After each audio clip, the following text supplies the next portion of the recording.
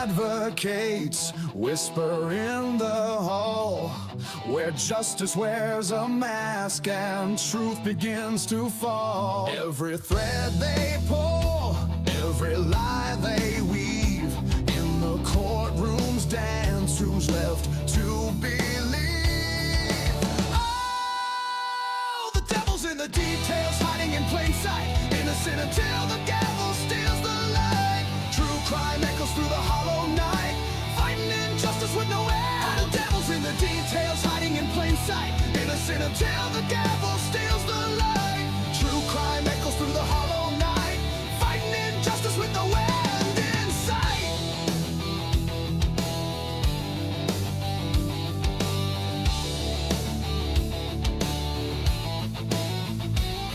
A photograph fades where the truth once stood. Blurred lines between the bad and the good. The scales they tilt with every silver tongue, while the broken cry for a song unsung.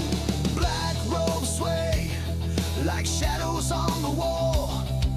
One wrong word and the mighty fall. Who's a sinner? Who's a saint?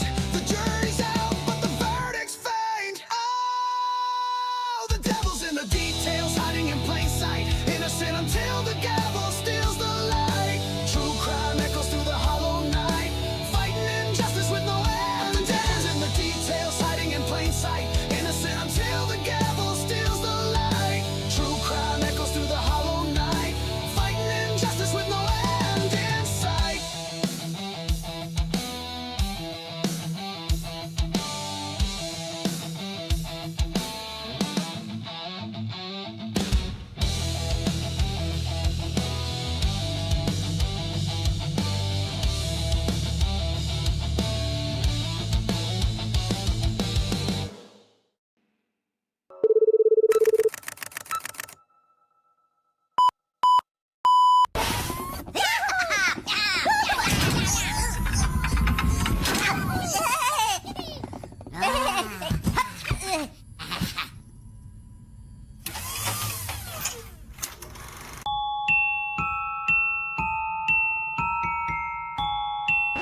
Ladies and gentlemen, do you want to know why I'm here today? It's not because I want to give you a pep talk or because I want to make you feel good about yourselves. No, I'm here to tell you the truth.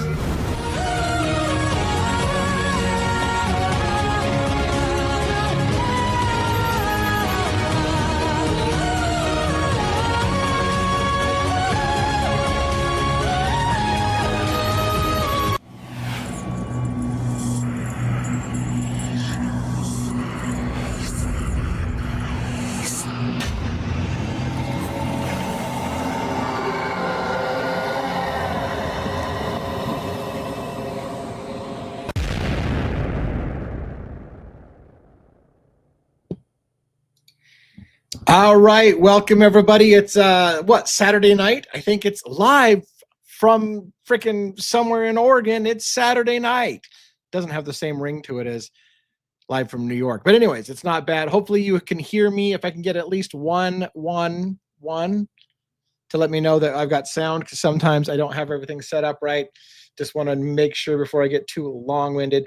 And I'll say some hi to some people. Some people found me from Birdie. Welcome to your first live, by the way. When you're in live for the first time, I love to be able to accentuate that. And if you have a question, we'll try to get your question on screen for sure, especially when it's your first live. I'm looking at the chat over there, so I'm probably looking off camera. I'll let Robin pay more attention a little bit to the chat. Also, it seems like because we are streaming to multiple platforms, whenever I type something in the chat, it's actually showing up 2 or 3 times in the chat, which makes it confusing and makes it harder to get back. By the way, I love that people are telling me where they're calling in from. Let's do a little bit of that before I bring up my panel guests. Those who haven't been here before, I'll explain a little bit what's going on, why we're running ragged all the damn time. Like, why does DA not get his shit together? Well, I was in Moscow, Idaho again for numerous things that I'm going to tell you about tonight, because one of the cases I follow is the Idaho 4 case, and we were up in Moscow, Idaho doing some reconnaissance, some camera work, making some contacts. It was a really, really worthwhile trip. However, I'm exhausted. I literally got back a half hour before my show, no time to put together show notes. So one of the things I want to say before we get too far into this is there's across the bottom, you should see a streaming channel thing. That's an invite to join the show tonight. So if you've ever wanted to get on and just say your piece, say, DA, you're a freaking asshole. This case is over. Quit talking about it. This is your time to get on there and bitch at me. Or if you have a question, you're like, I want you to elaborate more. Why do you say this on your videos? I don't think you've explained it. I'll give you a chance to ask that question. I'll explain it. We treat people very respectfully. We expect you to do the same. If you do take the mic and you are disrespectful, you'll get shut off, and that'll be the end of your invite. However, more than likely, if you treat yourself respectfully, we will treat you respectfully, and everything will be wonderful. And I invite you, I beg you, take the opportunity. This is a great night. I don't have slides. So if this is ever a night for you to get involved, tonight's the night. We make history. Anyways, I can't help busting into songs whenever I hear a lyric, and that's I got the tonight's tonight. So Amanda is in the house. You're first in the show tonight. Amanda does a lot of the graphics, including these cool graphics. But look at that shit. Look at that snazzy shit that Amanda does for us. That's just some of the graphics. We have some great graphics on our website. I've got my panel guests behind stage right now, so they're waiting for me to get done talking on my huge monologue that I do every single night. Penny from Idaho, second. I swear, she keeps trying to be the first one in here. You would have had to have been a half hour early. I'm pretty sure Amanda parked her ass in here a half hour early. So one of these days, Penny, you will be first. I'm pretty sure. Essie, welcome to the house as well. I'm looking off screen to just get some names up here. And again, if you give me your locations, I love that kind of stuff. Rhonda, the She-Devil, she made the trip with me to Moscow, Idaho this time. So last week I went with Joe from State of the Deep. Joe, I don't think is going to be with us tonight. He told us he's got to take care of some personal stuff. He will be back on the panel. I don't expect to see Joe tonight, although he does have the link, and if he shows up, he'll get up on stage, but don't expect we'll see him tonight. But anyways, last week it was Joe and I at Moscow, Idaho. This time it was my wife and I. By the way, my wife and I made appearing on the Twitch stream on the Grub Truck. I can tell you the timestamp if you want to go back and see my wife and I ordering mac and cheese at the famous Grub Truck in the Idaho 4Ks. We were there. I'll tell you a little bit about that tonight as well. Extraterrestrial Highway. By the way, I was typing hellos to people in chat. That's a long effing name to type in on chat. Hello, Extraterrestrial Highway. Like, if you get any longer name, I'm out. But anyways, I'm just kidding about that. Wonder Woman 82, thank you for coming in. Good to see you. We got RS Layton. I don't know if that's the way you would pronounce it, but RS Layton 6946. It's Saturday night. Yes, it is. Welcome to the show. Let's see who else we got. Nick Boshaw. Hello to you as well. And we've got Kimberly 007. It's good to see you as well. Troubled Ocean, of course. We see you at Troubled Ocean quite often. So thanks again for coming from Florida. And what else do we got here? G Vinar, which is, I think, a new person that said they were coming for they're making their first live. I think that's the person that said this was their last live. Again, Rhonda backstage, literally in the house. I mean, like literally in the house, because she's in the house. What else do we got? No talkie before coffee. That's great. That's a long one too. I wouldn't type all that out. Welcome to the show as well. B is for Becca. Hey, welcome to the show. Thanks for giving me a shout. RBF, the resting bitch face queen. Hey, DA, welcome to the show as well. G Vinar says they found me from Birdie. Fantastic. Thank you for showing up. Birdie and I, of course, do lives together on a regular basis on Mondays, and that's still going to be a thing. We got Phillies PGVB was telling me I had sound earlier. Thank you. Joe Huck, thank you as well. Welcome to the show. What else? Do we got anybody else in here? Am I catching up yet? It's going to be harder and harder to catch up to the chat streams if I don't kill. And I should be pissing these. Yeah, I should be pissing these from Rainier, or I should be posting these. I should be pinning these. See, that's what happens when your brain malfunctions, misfires. I'm both pinning and posting, so it turns into pissing. That's how that happened. All right, so I should be pissing these on screen. There we go. What else do we got? Anything else? So Nick Malley, is that how we pronounce it? 1980. Welcome to the show. I think we said, here's a shout out to Amanda and her graphics. Thank you very much. Lots of people do that. Manchester, England. Wonder Woman's from Manchester. Fantastic. See, I said it'd be great if you tell me where you're at. Do you have time to play Dylan's AI song? Yeah. Since you requested it, let me right now load pretty much I'm going to pretty much put that backstage right now. So I'm going to pretty much put that backstage. We'll have that loaded up for you in a little bit. Thanks for asking. Hopefully with me having it presented backstage, I won't forget to share it. What else? Good evening from, where's this? Northwest Arkansas. Welcome from Arkansas as well. Fantastic. Let's see. What is this? Oh, yeah. Amanda is the bomb. I was trying to read all the things. DA, bring Robin up. I will bring Robin up. Oh, does Robin need to be up right now? Does Robin need to be right up here now? Hold on. I'm almost at the end.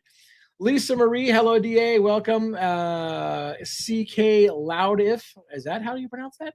Welcome as well. And we're almost to the end. State of the Deep. Sup. So State of the Deep is online, but maybe not. He's not backstage. So we may not see him backstage. He's probably just checking in to say hi. Hi, hey, girl.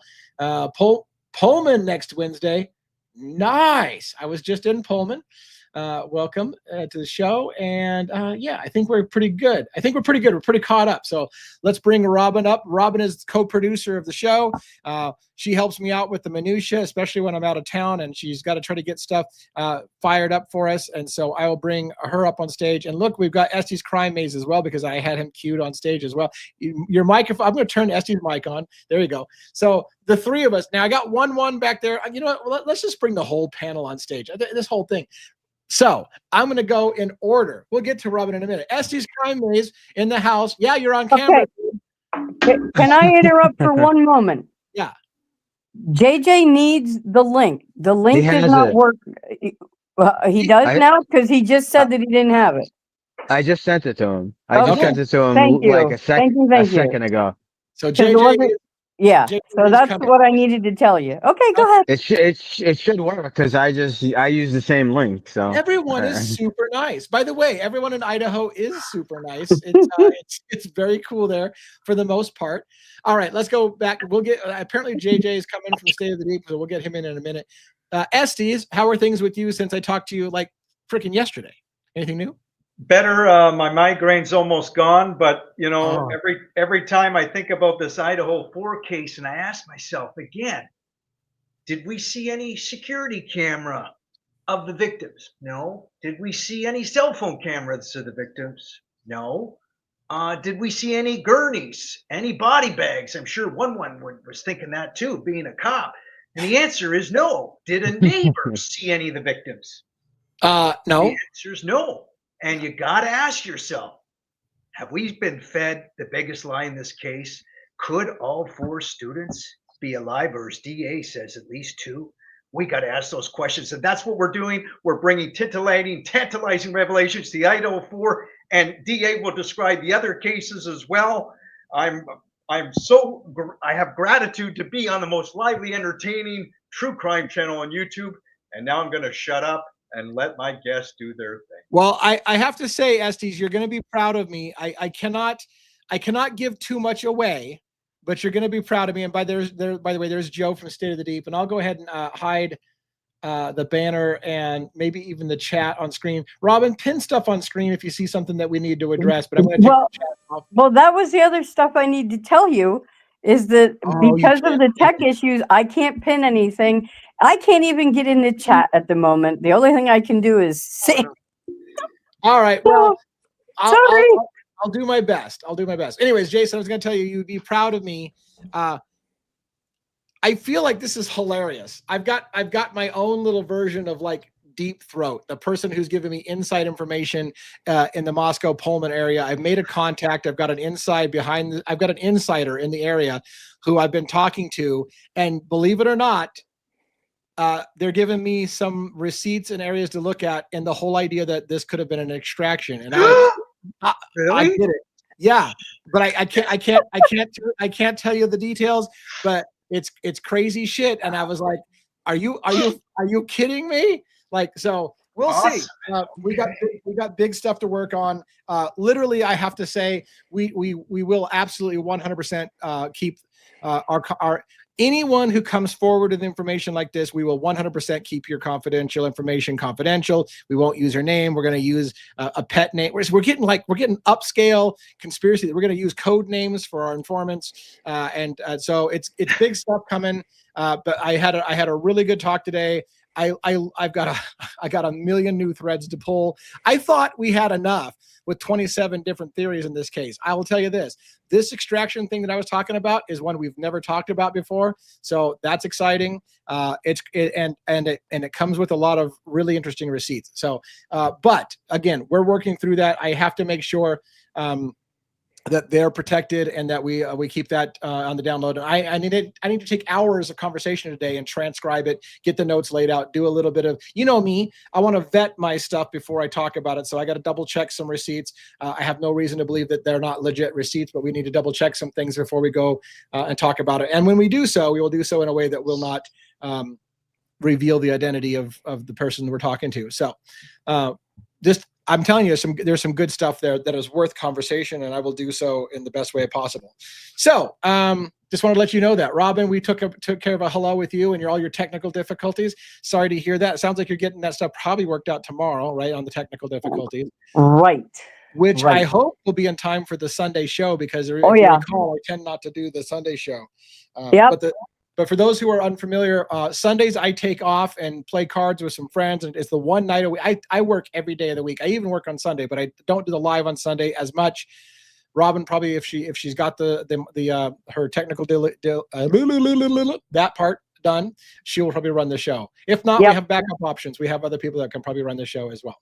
So again, as a reminder, there's a streaming thing across the bottom.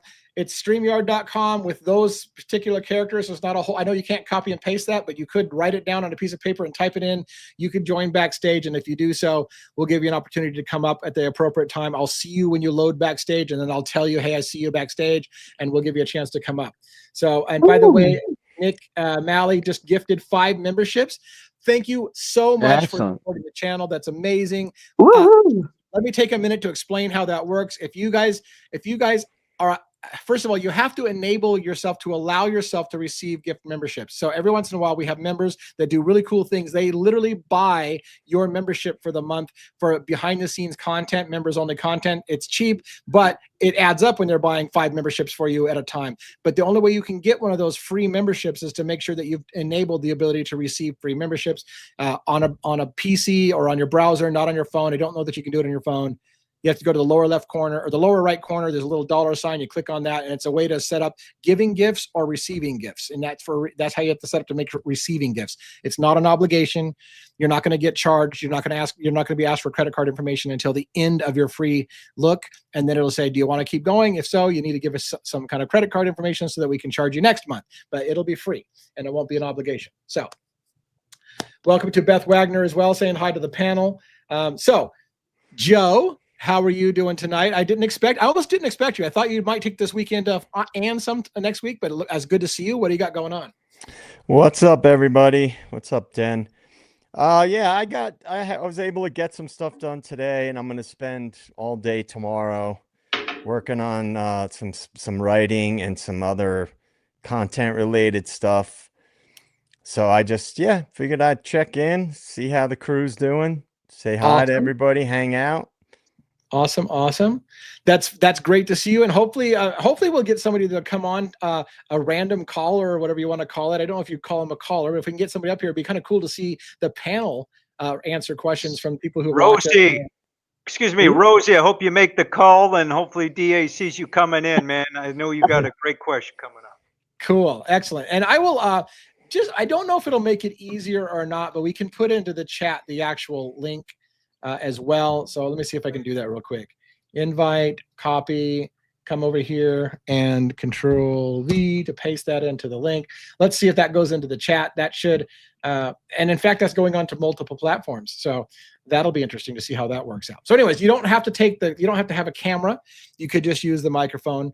And then one, again, for those who don't know. So first of all, let me go with Joe for a second. Joe and I do a collaboration called Deep Devils. It's a mashup of Devil's Advocates and State of the Deep. His Substack page, and he dives into the story behind the story. So I cover a lot of true crime. He gets into a lot of the story behind the story. Things like how does MK Ultra? How did that exist? Is this some kind of operation? What's a psyop? Follow the money. It's the deeper topics behind the true crime. So we delve into that together on a show that's been pretty weekly. Have we missed a week? I feel like we've missed a week. Anyway. At one point, I think we did, and we talked about possibly doing it every other week to give us more time to sort of dig into better stuff.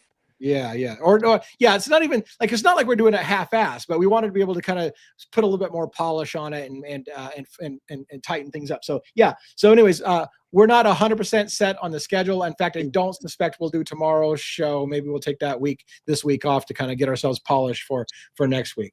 And then one, he is I would call it my channel's law enforcement consultant, over 20 years in NYPD. So we have him on the show. He does not represent NYPD in any way, shape, or form. He's not here in an official capacity, hence the reason for the glasses and the big fat cigar in his face, hiding his identity. He smokes himself out half the time. We call him the vampire because between being a family man and an officer, lieutenant, right? Is that's your rank, lieutenant? Or Yeah. Right? So that's correct. Between being in charge of a F ton of people as a lieutenant and having a wife and kids, he comes on the show every day. The dude's busy. I have no idea when he sleeps. Anyway, he is our law enforcement consultant and extraordinary. We call him the vampire because he never sleeps. All right, real quick. I just want to, again, make sure you guys are inviting yourselves to come up to the, what'll happen is if you queue yourself up, you'll go backstage. I'll tell you I see you backstage, and then I'll give you an opportunity to chicken out or come up as I tell you the point. All right. Does anybody have any questions, comments, concerns? Again, I have no slides tonight. This is, kind of a free forum here. I'll just say a few things. I have to, right? Yeah. Saturday night. Saturday. So, live from New York, it's Saturday night. I have to do it. I have to say it. So, hi, Dan. Hi, everyone. Hi, Esty. Hi, JJ. Hi, Robin. Hope your technical difficulties work out. I have to say a few things to Lee. I'm not going to reveal anything, but Lee, please tell me you found your keys. I found my keys. Okay. Ironically enough, they were in my pocket the whole time. I just had several layers of clothing, and they were in one of the layers that was underneath a layer. And big shock. Okay, so I'll just it's kind of an inside thing. He knows what I'm saying. I won't reveal anything, but what I will just say to everyone out there, when Lee does get a chance, and I'm sure it will be, sometime very, very soon, probably tomorrow or whatever, or in the next few days, he has some amazing video content to put out there. Did you get say. A chance to finish looking at that one? I watched it. I watched all the. I watched the number. I didn't want. You have a lot of stuff in there. I watched 11 and 12. Yeah. So video 11 and 12. I didn't see. I know you said you went to the Grubhub. The food truck. I didn't watch that, but I saw the whole video of you driving around and the other, where you saw. I hope it's as good as I think it is. I thought that it's really good. You pinpointed kind of exactly what I was looking to get. It was really good. Really good. Yeah. And part of the reason why I feel like I want to say this, like part of the reason why we're not going to show that footage now, on top of the fact that I just got back and I don't have time to cut it and put it in there. But I also have a collaboration in the works with somebody that specifically wanted to talk about the video from the drive Joe and I did of the neighborhood at the King Road residence. And they haven't seen the daytime footage that I just did to go along with it. And I'm excited to kind of premiere it with them. So they already know about the nighttime footage. I thought it'd be kind of fun to do that as a premiere with them and let them be the first show that I air that footage on with. So that's kind of the reason why I'm keeping that under the wraps, on top of the fact that I just don't have enough time. I have a funny story or two to tell, and some moments from Moscow, Idaho. But I want to make sure, did you guys have anything you guys want to talk about in particular? Or do you want me to steer the ship for a little bit on my trip to Moscow, or how do you want to do this? Well, are we jumping into the Idaho 4 stuff? Sure. Yeah, absolutely. Let's do it. I just kind of what we talked about yesterday and sort of tie in with your sort of spreadsheet that you're creating. If people out there know information or they want to focus on one aspect of it and kind of pick one thread and follow it, I think that's a really good way to get people together, put our heads together and see what people come up with, because sometimes it's easy when we're talking about different things to overlook little things because everybody looks at things differently. So perhaps somebody out there might see it a little bit differently, pick up on something that we're not aware of or we haven't dug into. I think that would be really cool because it would work great with what you're putting together on your website. Yeah, and it's funny you mention it because, again, this is the reason in part why I've been a little reluctant to get too heavy into it was a drug hit, it was an extraction operation, it was Malwich or any other. Part of the reason being is the line of there's a bunch of us researchers and commentators. I don't even know if I would call myself a full-on researcher at this point, although I'm getting more and more into the research side for sure. But it's like there's already people pulling those threads every single day, right? Pavarotti's been on the drug thing since day one. Pavarotti was big on the Malwich thing from day one. Estes Crime Maze, for example, has been on the extraction removal operation since day one on the thing too. So there's people already covering those angles, and why it's great having all these different voices talk about it. And I also need to know about all of those to say, are they right? Are you guys right? What do I agree? I have my own threads, right? Big one being, of course, that I think you can't overlook the possibility that Brent Kopacka was involved in this and that there's a cover up about Brent Kopacka. So that's my thread that I'm pulling. And yes, other people also are going to talk about Kopacka from time to time, but that's my thing. So you're right. Rosie, Kaylee's relationship with an officer needs to be pulled. Kopacka's involvement or not involvement needs to be pulled. The extraction angle needs to be pulled as far as those threads need to be pulled. People need, and all of us coming together and talking about, well, here's what I found on this research, and here's what I found on this research. Talking about it as a panel like this is a great way to bounce those ideas around and get groupthink going. And I think it's a great thing for all of us to do that. And I think in a lot of ways, this community is coming together. I mean, even Pavarotti, who in the early days used to kind of crap a little bit on other YouTubers and stuff like that, is saying now, hey, look, I've been a little bit of a dick. I shouldn't have been so harsh on other people. Let's all work together. So we are all coming together, I think, and it's getting better all the time as we try to look, all of us have our own. And here's the thing. I literally, here's a thought that I had. I know this is a long-winded diatribe, but I literally thought to myself, what if I were, because I like fiction, and I thought, what if I wrote a fiction book about the Idaho 4 case? And I thought I would call it The Perfect Storm. And I said, what if there was a possibility that a person, and here's an example. Now, this is just listen, it's a hypothetical. Let's say multiple people wanted Kaylee dead, for example.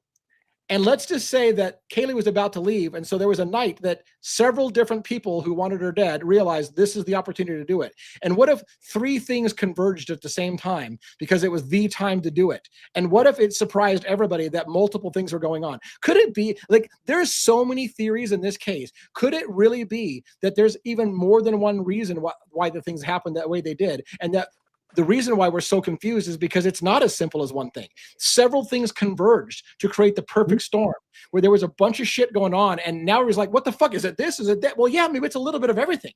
Maybe there literally was a perfect storm that night where multiple people had reasons to do something and it all happened at the same time. And I'm not ruling out that possibility. That might not just be fiction. That might actually be a little bit what happened here.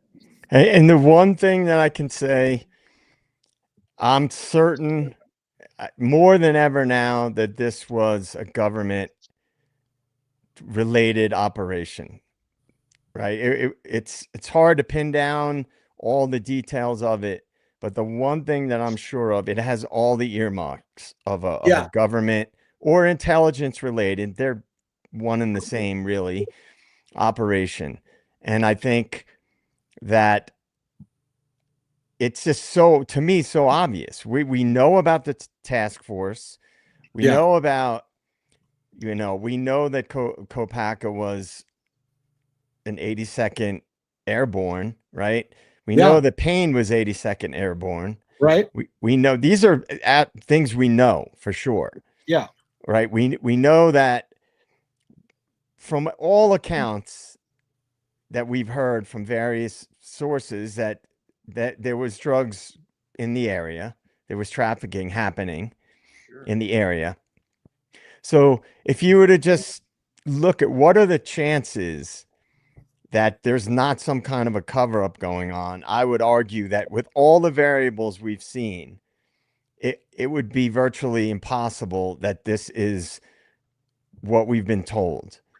It just based on, I'd love for somebody that's really good with statistics to come up with a formula and break down the probability that all these various things could happen, as we've talked about many times, all the various inconsistencies, all these things could possibly happen by chance. I would argue that it's virtually impossible that they all just happen by chance. Yeah. I want to address a couple of things. Really, I agree. I mean, there's no way that some of these things happen by chance. I 100% agree. I wanted to mention we have a true crime PhD, and that we featured a video last night, which created a little bit of discussion, right? Because True Crime PhD was a person that I found. I kind of stumbled upon their video. One of you may have sent me the video. I can't remember how I got that video, but I watched this video and I was like, wow, this is really good analysis. So welcome, True Crime PhD. Some people were questioning, oh, is this AI? Because the AI sounded like AI voice. And I explained that, yeah, it may be AI reading it, but it sounds like it's reading somebody's notes. I think you commented that you had some problems with your voice as well. And so you used AI for the voice part, but so welcome to the show. And again, if you do have some voice problems, you probably don't want to come to the mic. But if you do have the ability to speak and stuff to us, please queue yourself up backstage. I'd love to have you on here because I found the breakdown that you provided on that video extremely excellent, and yet there was people like, well, that's not the real crime scene photo. The room had carpets that or didn't have carpets, and so they're arguing, nitpicking the whole thing. And I believe that you took that photo from an actually released photo from one of the mainstream media sources. So don't pick on this person for picking that photo. That was released to the public. So that would then we're going to lead the question: why was that photo released to the public if it was a bullshit photo? Don't piss and moan on the content creator commenting on it. That photo was released to the public, as far as I know. So it leads to a lot of really interesting conversations there. There was some other comments. Somebody had a question about why did Kaylee's LinkedIn account get deleted 13 hours after the killings, according to Olivia Gonzalez. Yeah. Good question. I mean, yeah. I think those are all great questions. Did the family have access? So that's one of the things. Did the family have access to the sites? It seems like the family themselves took down some of Kaylee's social media after the event to avoid people shitting all over or making comments and stuff like that. So has it been confirmed that the family didn't themselves pull that? I don't know. Because they may have access to the passwords, or at least guessed the password or something that affects. I don't know the answer. Bottom line is I don't know the answer. It's not something I know. But thanks for asking. Yeah. We have a couple of gifts. We have one from Laura Kaya for $5 and another one from TRM Legal Review for $2. Thank you. So thank you for those. Yeah, True Crime PhD was the one I was just talking about. I kind of highlighted her gift when I was speaking about her. Laura, thank you for the $5 gift. BK was writing proposals to expose cops' digital forensics knowledge, wanted to interview convicts, then went to jail. Think there's anything to that? Let's talk about that. Let's talk about that a little bit. All right. So thank you for bringing that up. Thank you for the gift, and let's highlight that discussion. So what she's talking about is this is my understanding of it, and I'll have my panel correct me if I'm wrong. This is my understanding. Let me leave that I got up here for knowledge. Brian Koberger first of all, was studying psychology in his undergrad work. Then he changed his major at DeSales University. He had changed his major to criminology.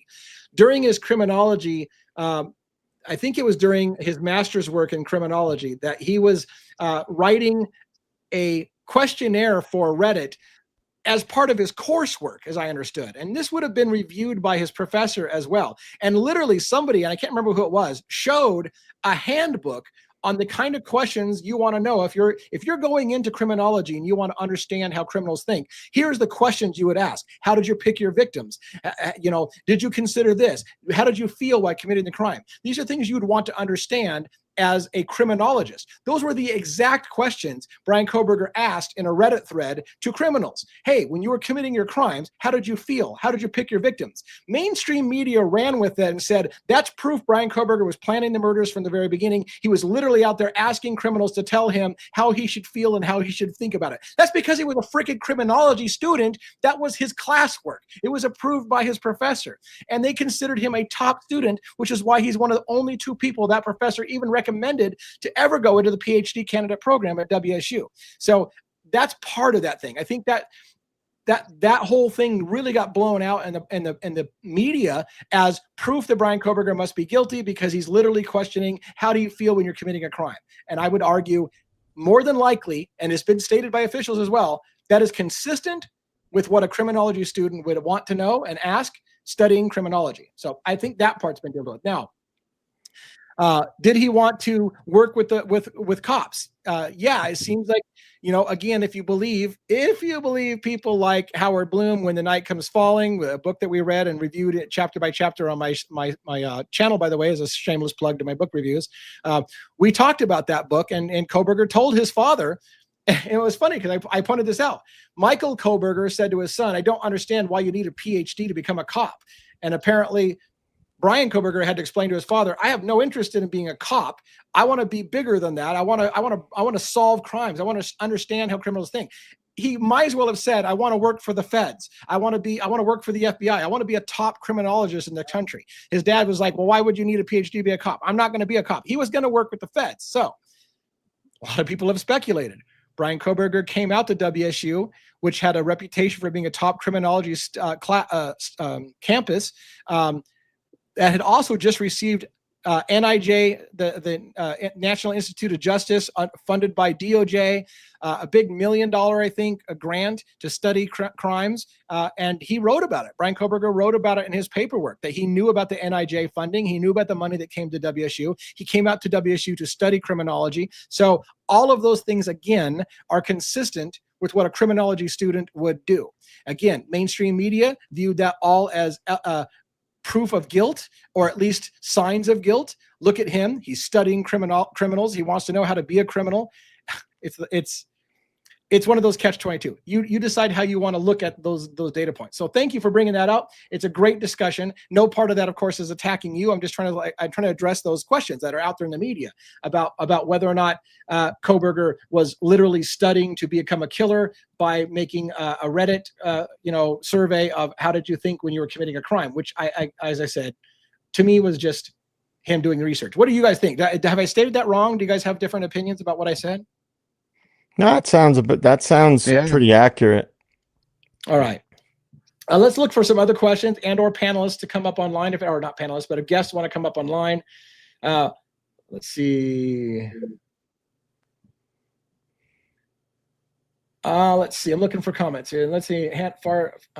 Speaking of handlers, Farley had a handler from Joaquim. Is that Hoquiam?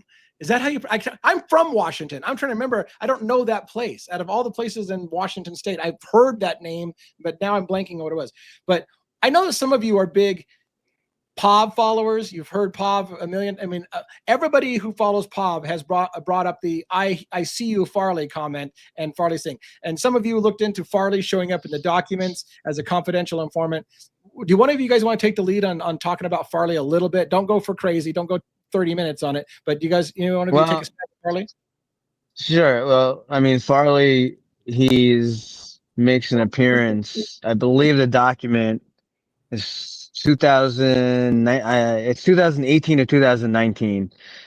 It's a document that has O'Neill, and another FBI worker. O'Neill is known as a drug enforcement like task force runner. He runs handlers. Do people in the FBI and other jurisdictions, could he be assigned, different kind of jobs and whatnot? Absolutely. But this seems to be like his wheelhouse, what he's involved with. Why is that Yeah. important? Why is that relevant here? Well, if you are paying attention to the documents, no, I don't have the number offhand. There's a million documents that are released, but I certainly can try to go and find it if anyone wants. O'Neill is listed as one of the people involved from the FBI that interviewed witnesses in this case. So if you want to believe that Koberger is just some crazy incel or that it's just some crazy stalker that seeked out these girls or the house and chose that house on this night, killed all of them, or something went wrong and killed some of them and then other people got involved, whatever. Why is O'Neill, who's a drug task force, specialist and handler for multiple CIs, why is he interviewing people then from this case? I mean, as JJ said, the info is there. We probably will never see some of these interviews and some of the stuff that the FBI did, if it's for national security or whatever, they want to broad, term that they want to use. But he's there. He interviewed people. So just put that question in your head. So for those people who say, no, this is all nonsense. Why do you guys keep going at it? Koberger, he admitted he did it.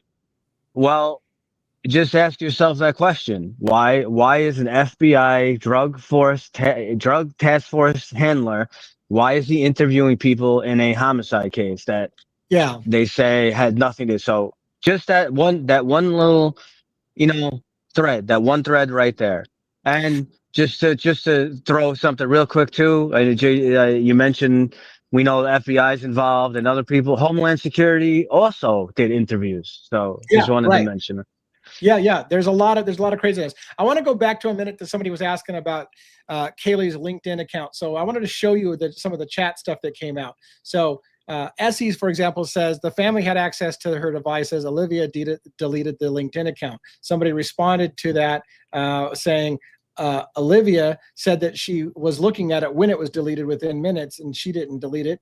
And then someone says, well, the family definitely can find out who deleted it and they know. So, there's a lot of discussion about it, and I don't know that I have a feeling for it one way or another. I know a similar thing happened with the Brian Koberger's LinkedIn account, supposedly that showed that Brian Koberger was stalking Maddie Mogen, right? That came up. The Gonsalveses made a public statement that they think that they have found through their own digging a connection between Brian Koberger and their daughter because they found an account on LinkedIn. I think it was LinkedIn that he was looking at Maddie's photos and thumbs upping Maddie's photos. And then later on, that account got deleted. And people wanted to know how that account got deleted. And then later on, Dateline NBC aired that same story. Brian Koberger may have been stalking Maddie on LinkedIn with a note across the top that many people missed that said, we cannot verify this account ever belongs to Brian Koberger. Yet they showed it on TV, big, huge, fat as shit. So everybody gets the idea that Koberger was stalking Maddie on LinkedIn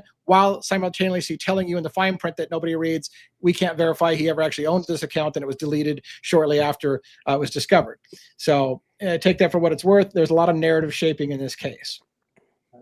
DA, can you please post the link again? There was someone who would like to come up to be a guest.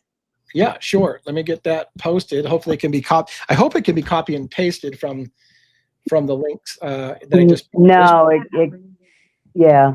All right. It's scrolling across the bottom of the screen this entire episode, by the way. So if it can't be copy and pasted, you might just have to write down the URL. It's streamyard.com/ and then some random code of letters. And it's not super long. It's only like 7 characters. So write it down. Get it case sensitive. I think it is case sensitive. So if it's uppercase, lowercase, you need to get that right. But take your time. We can get you in here on that. I hesitate to show you. I was going to show you a video. Like By the way, earlier when you were asking about the keys, I was and Joe was almost laughing and I was laughing about it. That's what Joe said the entire time we're together. DA, how the hell do you lose everything? Like you can't, you literally lose everything. Like, dude, where's my wallet? I just had my wallet. Where's my phone? I just had my phone. Like, fuck, where's my that was the entire trip. And I gotta say, Lee, again, I don't want to reveal anything because the video is great, and when you reveal it, people will love it. But I just have to say live on air, I love your wife. Your wife is great. she was a trooper. She was a trooper there. She has some good. And by the way, I don't know if you saw. And again, I'm teasing stuff that people can't see. I used my wife like a freaking $2 hooker. And there was a moment I was walking through the Queen apartments, and there was a guy camping out, right? And I'm like, I literally made my wife screen me so that he wouldn't see the camera strapped to my chest. Yeah, so that was awesome. Yeah, I stuck right by him, and he didn't get to see my camera. Well, guys, for anybody who hasn't heard me say this, DA is exactly in person is exactly like he is on stream. I can attest to this after spending 4.5 days with him, that he is exactly. And in fact, I would say it's quite an experience to witness it in person. It's something to behold. That's all I'm going to say about that. Yeah. Well, let me take a moment while we're waiting for someone to come up to share that. So Joe was laughing his ass off as a classic example of how I somehow accidentally pulled into the Moscow Police Department the night that we're driving around Moscow, and the place I decided to pull over without even looking is right in front of Moscow PD, and he thought that was hysterical. I have another moment to share like that. I'm going to try to present this and see how this goes. Now, I think I've been debating whether or not to show this with or without sound, because I didn't listen to it carefully. When I was previewing it, we were already backstage talking to people, and so I didn't get to hear if I said anything that shouldn't be revealed on air. So I don't think it could just use my narration. But let me see if I can pull this up real quick. Entire screen, and let's put this on air. So this is a classic example of this shit only happens to DA, because this is my life. So let me break down what's happening in this video. So I just wanted to go by again. Joe and I did this same footage in a way. Now, I got out of the car this time, and Joe and I did it as a drive-through. And I want to say this. There's several things I want to say. I don't know that the Kopakas own the house I'm going to show here any longer. It was a residence that they owned. I'm not sure they still own it. Rhonda and I were going to go through and double check the receipts, because they don't. And either way, what I don't want, I play this with a little bit of a risk, because if somebody wanted to freeze frame things and look at street signs and whatever they can, addresses on the house, they could get it. And it's, by the way, it's public record. So that's part of the reason why I'm showing it. This is all public information. I have no inside source. This is all publicly available information. So if you wanted it that bad, you can find it yourself. And again, there's no guarantee that anybody in the Kopaka family still lives here, but it's the house that I said the Kopaka family owned at the time that the murders happened. And you know, if you watch me long enough, you know why that's relevant. So let me break down what's happening in this video. My wife and I've decided I've got a clever plan. I've got dogs. I've got 2 dogs, and my wife and I are going to get out. We're just going to walk the dogs through the neighborhood, and I'm going to have my chest camera on, and I'm just going to nonchalantly turn my body to face the house that Kopaka owned, so I can talk about it later and show the video to say, here's how it was, and here's how close it is to the river, and here's how close it is to Clarkston, Washington. And if you watch me long enough, you know why I'm making that point, because there's an allegation that I've said that it's possible Kohberger, if he was involved, was bringing somebody down to Clarkston, Washington to drop them off, who literally could walk right across the bridge on the river and be at this house. So if Kopaka was involved, it would have been super easy to drop him off from the Costco that's nearby, the infamous Costco that Kohberger went and visited. So it's been a theory, and as Joe would say, it's the thread that I've been pulling. So here's my wife and I. The trunk's open in our car. We've got the dogs out. First thing that happens, I've got 2 dogs. There's a little black dog Chihuahua and a little blonde dog Chihuahua. We're in front of this person's house. I literally see the person come down from their upstairs into their living room and look, so we can see them, when one dog shits in their front lawn. I mean, just literally just tails to the wind, the back arch, taking a dump in their yard. And we're looking, and I'm like, son of a bitch. Son of a bitch. But it gets better. So let me roll some footage. I don't think we need the audio on this. So this is me playing with my camera. And there's my wife. She's picking up the dog shit from dog one. That was the little black dog. By the way, there's a really great Corvette there. That Corvette is hot out there in the distance, but we'll go there. So here we're gonna walk. Now, the Kopaka's house, the one that's owned by Darcy Kopaka, which some people say Darcy or Zach Kopaka, one of his brothers, lived in this house. And again, I don't know that they live there today. And please, nobody, for God's sake, nobody bother these people. Nobody bother these people. This is just, again, it's public record. And so I want no one to ever bother anybody or do any shit like that. But of course, it would be easy for you to do without my help. That's the only reason I'm showing this, because it's not like I'm giving you something. All right, we'll go past my wife putting dog shit in our car, but there's a good shot of our. There's a good shot. So yeah, so we get dog shit in our car. All right, and there's me playing with the dog. Oh my God. All right, so up ahead, you see, it's already comedy gold. Dog shit in my car. All right, we're gonna go around this puddle, and we're gonna walk towards Kopaka's residence, the Darcy Kopaka's residence. So let's see. Do I need to fast forward a little bit? Again, there's no sound, so let me get through. So here we're walking. Now that gray house in the distance to the left-hand side, that big 2-story house is the house that is listed to Darcy Kopaka. And again, whether or not she was living there or he was living there or Zach was living there, his brother, or Brent Kopaka himself at the time is unclear. But the house is registered to, was registered there. And it actually has an apartment number. So the whole building has got a certain number, but then it's also got an apartment number. So I don't know if there was a room upstairs, just FYI. This has a shot on Google, by the way, around the time of the murders that shows what looks like a white Elantra in this house's parking lot. No shit. So that's another little interesting. So here we are walking, and it was mostly because I wanted you to see the house of Kopaka's. Right now there's and here it is. My dog's going to take a shit in Kopaka's yard. Right fucking there. I'm not kidding you. I'm not kidding you. Like, I'm trying to be nonchalant walking past the Kopaka house, and my dog decides I'm going to shit in Kopaka's yard. That kind of shit only happens to DA. So here I am right now. I'm mortified. I'm like, oh God, no, please tell me your dog's not shit. No, not shitting in the yard of Kopaka's yard. Turn around. Yep, there it is. We're in full view of the dog taking a dump. It's going to take a while. Yeah, my wife's laughing because it's hysterical. That shit only happens to me. So yeah, that's what happened on our trip, because again, this kind of stuff is how I live. So I just thought it was funny to show. Hopefully nobody goes too far with that. I certainly did not mean any disrespect. We did pick up the dog shit, so we did not leave it there. And so there you have it. Comedy gold. Did you ever get that video together of you pulling into the parking lot of Moscow PD?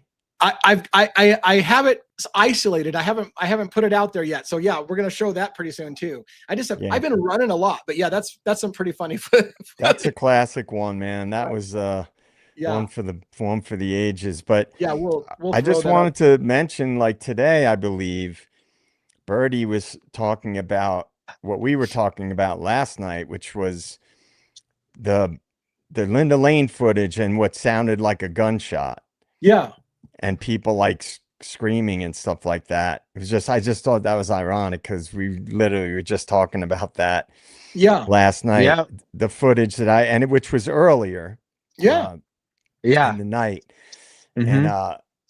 And you know, I just don't think any official stuff that we've been told is accurate. And with all the incongruence that we've seen between the narrative and then things coming out later, I just don't trust anything that we've been told, because why would they lie about so many things? Yeah. Right. If Kopaka is the guy and he pleaded guilty and that's it, it's a wrap. Why all the, I won't say lie, why all the misinformation? Why all the inconsistency? To me, that doesn't just happen by chance.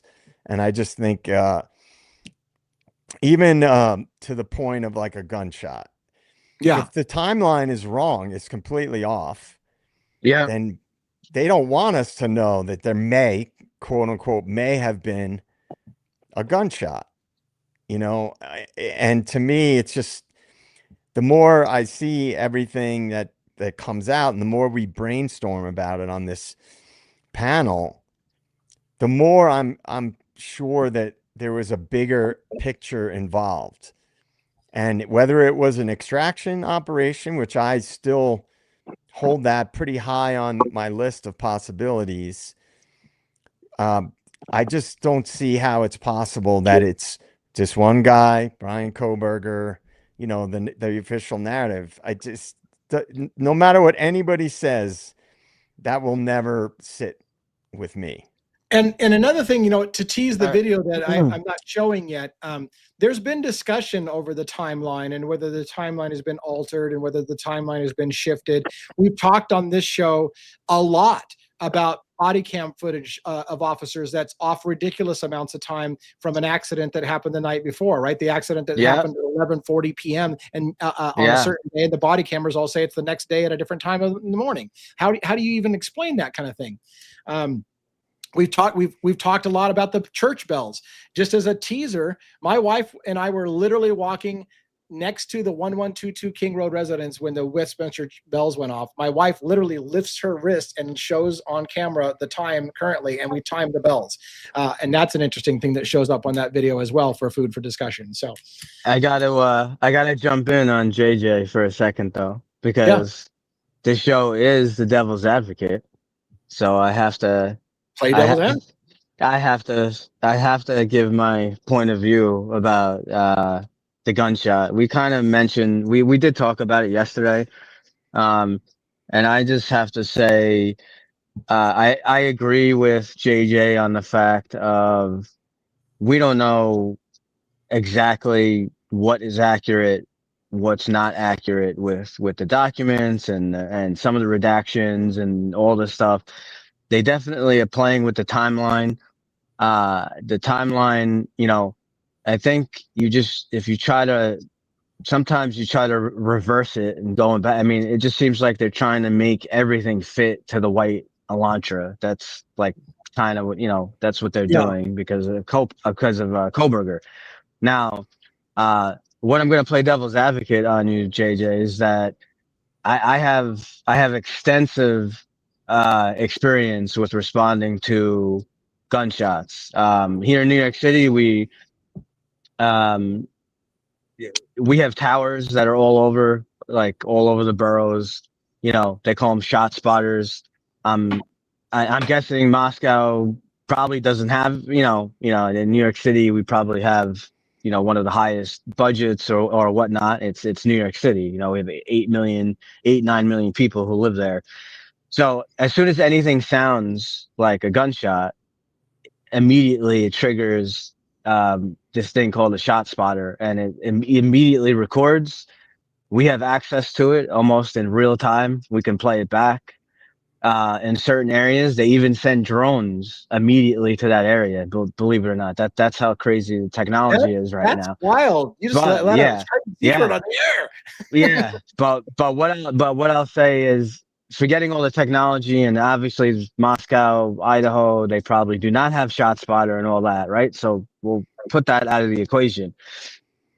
In general, just from my experience of the many, many times, I've probably responded to over 100, radio calls of shots fired. If there was a shot that was fired at whatever, 1 a.m, 2 a.m, where are the 911 calls? Now I know you say, well, they buried it, they deleted it, they don't want us to see it. Barring, I just think that there would be so many people. I'm telling you, there would be 10, 15, 20 calls. I mean, you guys were right there in that area, and you basically showed us. I know you didn't put out. Yeah, I know you didn't put out. Yeah, right on top of that house. Right on top of that. Right, you were right. Real quick, we do have people queuing up behind stage, so let's get some people. Just let me. Just finish the point quick. So I've responded to numerous shots fired jobs, and in my opinion, if there was a true shot, you would have had a ton of 911 calls that would have went in. And there's none. All we have, there are some noise complaints but there's no 911 calls of shots fired or anything like that. So that's my only caveat to. I do think that maybe a stun gun could have been possibly involved, but I don't think a gunshot went off. Well, I'll just let me respond to that. You know, the one of the things early on that sort of made me think of that as a possibility. You know, hearing the Linda Lane footage, I kind Yeah. of, because that has been addressed by other people as well. But there were rumors that Kaylee was shot early on. Hmm. Now, if all these other things are being covered up, and Right. clearly people in the area are hush hush about a lot of shit when it comes to this case, I think it's a possibility. Like, I'm not putting that on the top of my list of theories, but if there was a reason why they didn't want that to get out, you know, it's, in my opinion, it's possible that they were deliberately steering away from that. And Yeah. especially if two cops were there at some point in the night, and they didn't know if that might get out. The cops were at the house, and they wouldn't want any connection between, because then people want to start digging about, oh, well, what kind of gun Right. was Right. it? What kind of, you know, did you find a bullet and all that kind of stuff. So Yeah. I don't put Yeah. that at my like top of my Right. list Right. of Right. Yeah, things. You know, and I again, Yeah. realize I think on this show we that, you acknowledge know, that there's obviously, problems in but all the theories, right? Right. yeah, it's just like something that I throw around, and then, you know, Yeah. Bertie Yeah. I spoke know. about it today. All right, listen, we've got a couple of people queued up behind the stage. The Maven, give me a thumb up if you're ready to come up on stage. All right, I'm going to bring up the Maven and bring her on stage. Now, there's 5 of us on camera right now. When I bring a 6th person up, we'll see how tiny things get. We can have up to like 9 people on here pretty easy. So this should be easy peasy. We'll add her to stage. How you doing? I'm doing well. Good. Hello. Hello. Hello. Okay. Howdy. What do you got for us? You got a question or a comment or? Well, I can start with a question and like what I've just been thinking about recently with this case. And that's regarding the Linda Lane footage. And now I've been following this case from the beginning. And when the Linda Lane footage first came out, I really wasn't paying much attention. I watched a couple of people digging and I was just like, quite frankly, I was like, this is kind of boring. And I skipped over it. And so I just recently discovered the like 115, you know, Ethan, Xana, and all of this. Okay. And so I want to really know your guys' thoughts on, I mean, has that been debunked since then? Or is that like serious? And combining that with the grub truck video prior to Maddie and Kaylee arriving, it seems like there's this gathering of people around a phone and they're watching and they're screaming, and then a couple of them say Xana. Yeah. So that seems pretty compelling to me that Ethan and Xana might have been attacked at that time. Although I'm thinking that if it was attacked inside the house, it wouldn't carry to that security camera. So then that makes me think maybe it was being live streamed and somebody near that camera was watching it, and that's what's being picked up on the Linda Lane parking lot camera. So what are your thoughts about that? Yeah, excellent question. Let me take a first stab since it's my show, and then I'll have the panelists give their thoughts as well. So you're hitting on a bunch of different, you know, potential rumors and stuff that have been out there through the times. There was a talk about a fight club that was going on, that kids were actually watching on their phone, maybe rooting for Ethan or Xana, or maybe Xana got involved in the fight and they were watching that from the grub truck and that was happening. That was one of the discussions that happened. There was the isolated audios where you're hearing things in the background that looked like there was a fight taking place at the time. Anyone who's been watching my show for a while, including my panelists, will know I'm really sketchy about isolated videos, right? When you pull up the sound from the background and then you tell people, here's what you're going to hear. You're going to hear this right now. And then people hear what they've been told they're going to hear. So I'm tentative about that, right? So all I was saying is no question at this point is not worth asking. I tend to shy away a little bit from isolated audios. However, some of my members on my panel certainly do not, and take a lot of weight on that. So I just wanted to give my official statement, which is to say, I don't. I've looked in personally onto the idea that there was a fight club thing and that they were streaming the fight. I don't think personally that's what happened, but if anybody on my panel thinks otherwise, I'd love to hear a case for it, because I don't mind hearing all the evidence for that. I don't think that's what was happening that night. I have never personally believed that any of them were killed outside of the house and then brought into the house. I think there's a lot of logistics problems with bringing bodies into the house that were killed somewhere else, even though I understand it would explain perhaps the lack of blood in the crime scene, right? So if they bled out somewhere else and then brought in, the heart would have stopped beating, so you wouldn't have blood in. So I got logics on both sides, but for the record, I don't think there was a fight club. I don't think they were streaming that, and I don't think they were killed outside the house. That's me. But how about my panel guests? Do you guys want to answer this question? One of the reasons why I kind of dismissed that early on is just because there would be too much digital evidence, like that could have come out, for something like that. And if it was a fight club situation, I don't know. I just think that would be something that would have been dug into a little bit, or would have come out. Like students may have, talking about that kind of stuff. All those people that would have been watching it, allegedly or hypothetically, that one of them wouldn't have come out and said, "Oh, we watched this video, and then these people turned up dead." I just don't think that many students would be hush-hush about it. But I don't put anything, I never rule out anything completely, because truth is stranger than fiction usually. But that's the main reason why I kind of dismissed that rumor in my mind, just because of that, the digital evidence and nobody coming out and saying anything about it after the fact. Any other one? Did you want to add something to that? Yeah, jump in. So I've heard that I've watched that footage multiple times, heard it. Definitely sounds like a fight. I agree with Lee. You got to be careful. I've heard the Xana name and all that stuff too. But again, you gotta be, our ears play tricks on us sometimes.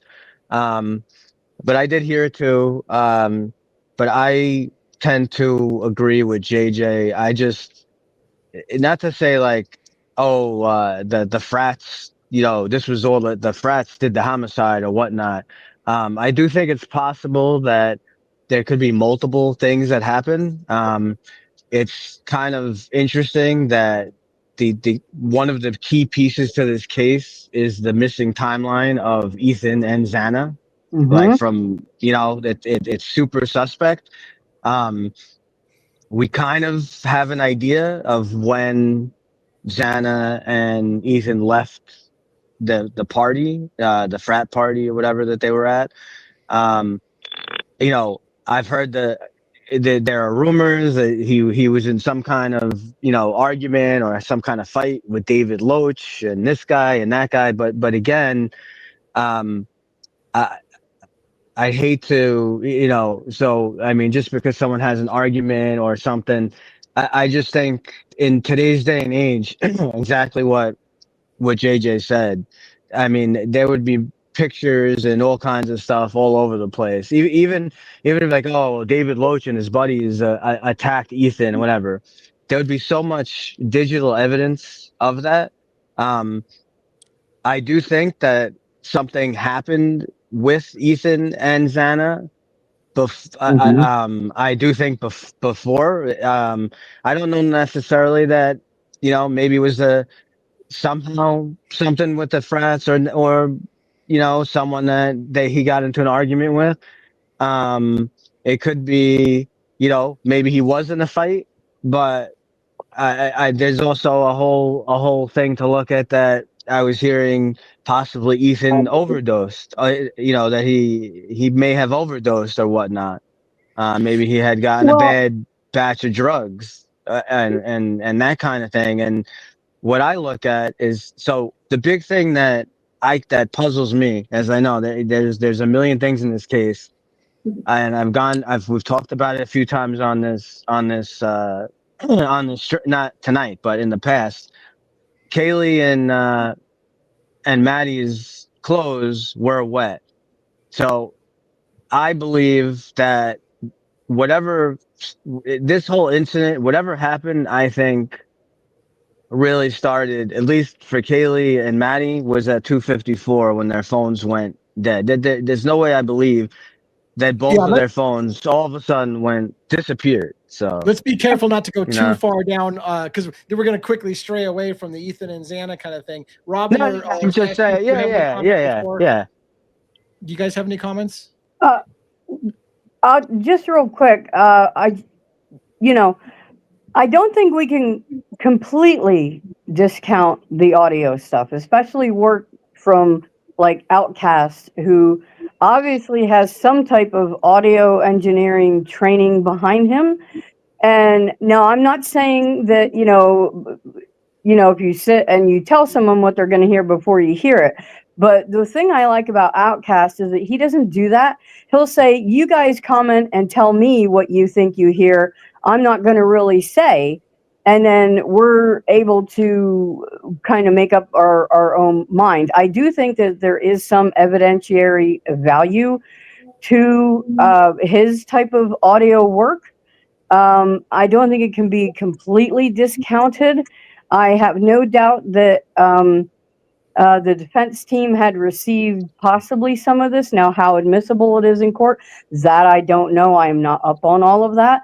But I will say that there could be some evidentiary value to that kind of footage. So, and real quick, I want to say to the Maven, thank you for being patient and listening to all our panelists. I do want to give you a chance to redirect if the panel's missing the mark on your question.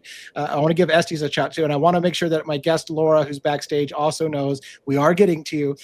All of us, me probably top of the thing, are long-winded bastards, and so from time to time we go on a big rant. But Estes, I want to give you a chance to respond, and then the Maven a chance to redirect in case we missed the point or whatever the case be. So what's your thoughts there? First, I can understand why Maven is fixated, like a lot of us at times, researching the case and seeing videos that perhaps Xana's name was shouted out at the grub truck. But I know it sounds wild, but I don't think they would have been attacked per se, but I think the feds extracted them one way or another, got them the hell out of Dodge. They knew what was about to happen, possibly, that all of them in danger. And, it goes back to Ethan's parents, too.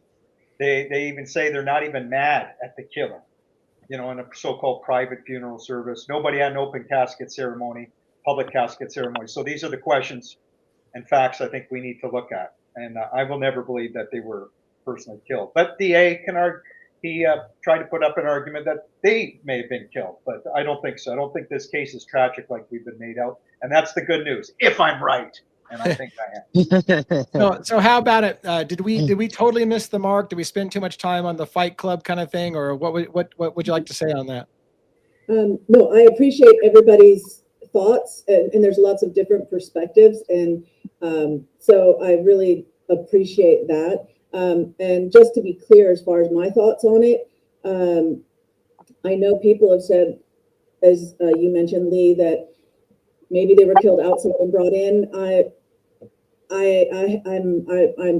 I'm not going in that direction. I was thinking that the attack was happening in the house and it was being streamed in the house, but that if that audio isn't manipulated in some way and it's really there and people are saying, and when people say, oh, there's David, there's Adam, I'm actually not hearing a lot of that, but the Ethan and the Xana, I do hear that, and so the same thing was happening, if that's the case.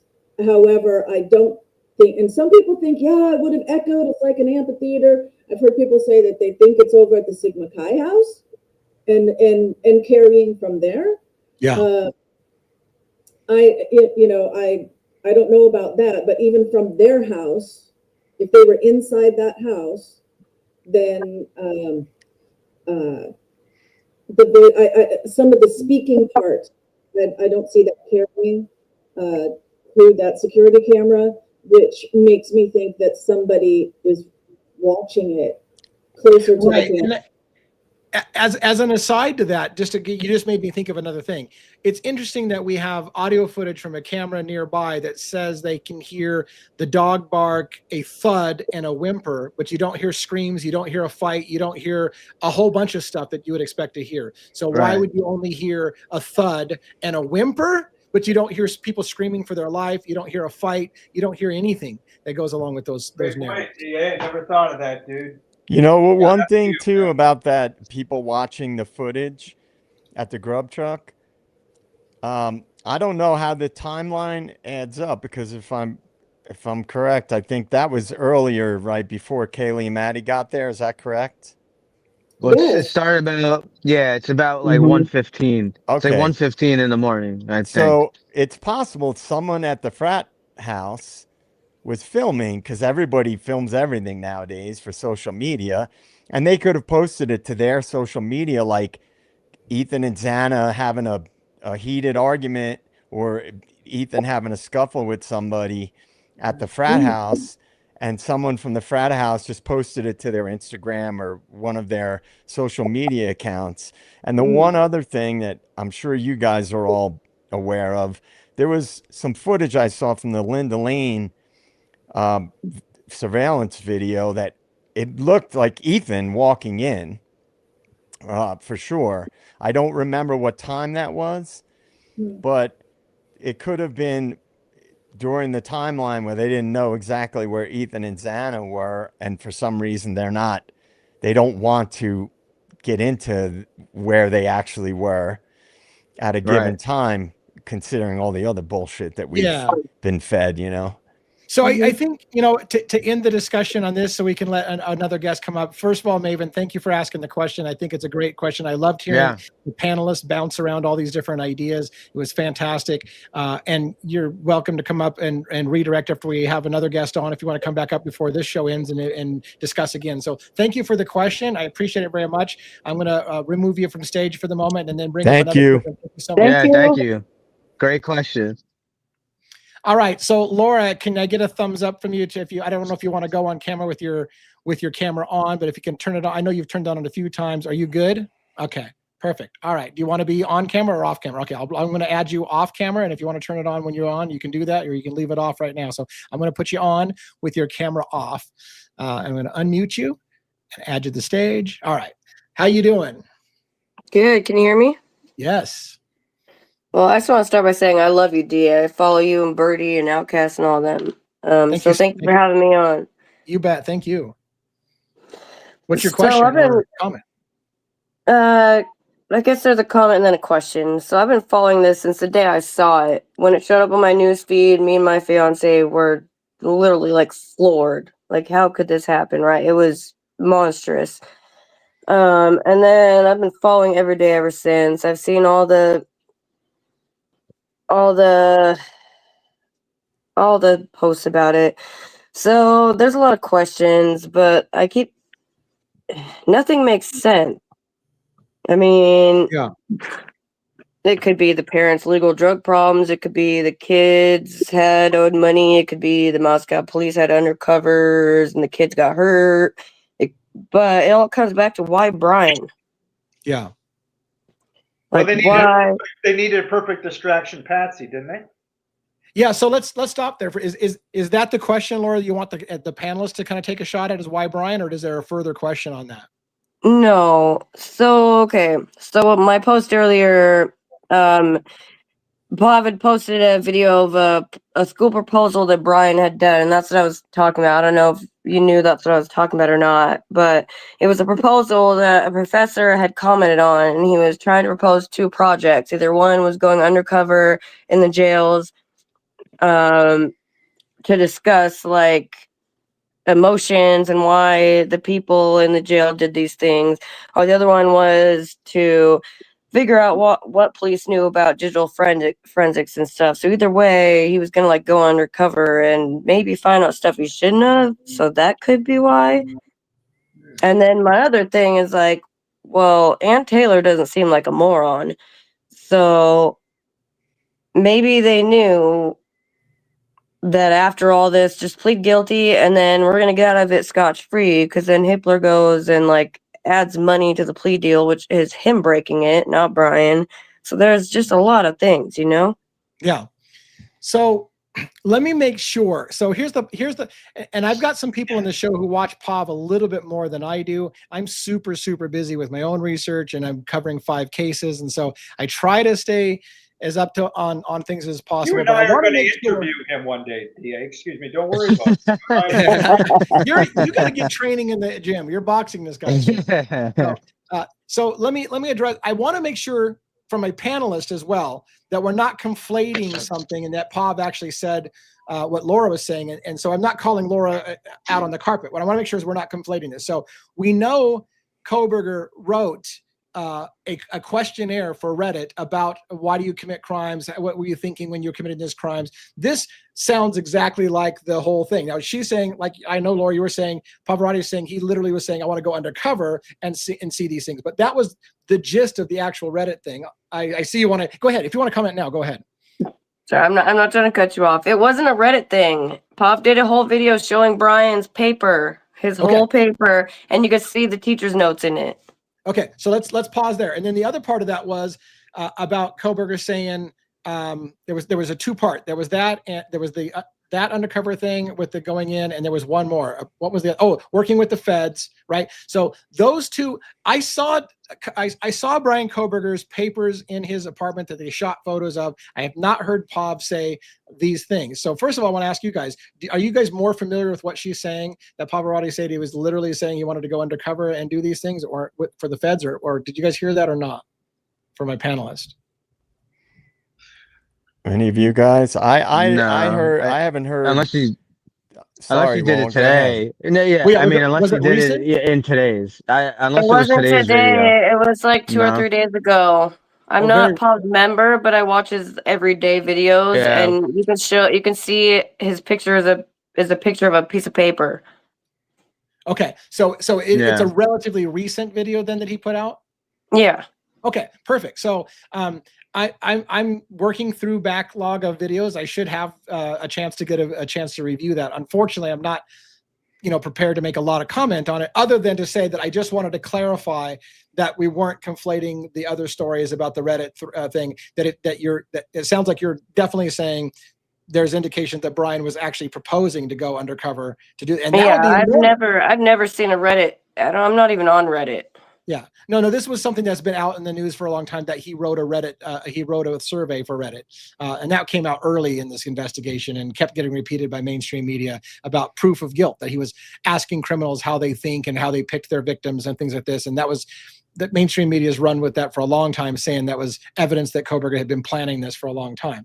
I've heard that. This is a whole different thing. This was a whole proposal paper about 2 different things, and the teacher was saying, this one sounds great, but the other one sounds better. Yeah, interesting. We will have to verify that for sure. And again, I'm not saying I'm not questioning your integrity. I'm saying I haven't seen that video, so I need to watch that video before I can weigh in on it. It sounds like my panel here hasn't seen it yet either. So it's a great question. And so the best we can do at the moment is postulate if that's the case. So let me do that at least. Okay. So if it's the case that Kohberger literally was proposing to go undercover in the prison system, that's freaking enormous, right? How could that not be enormous?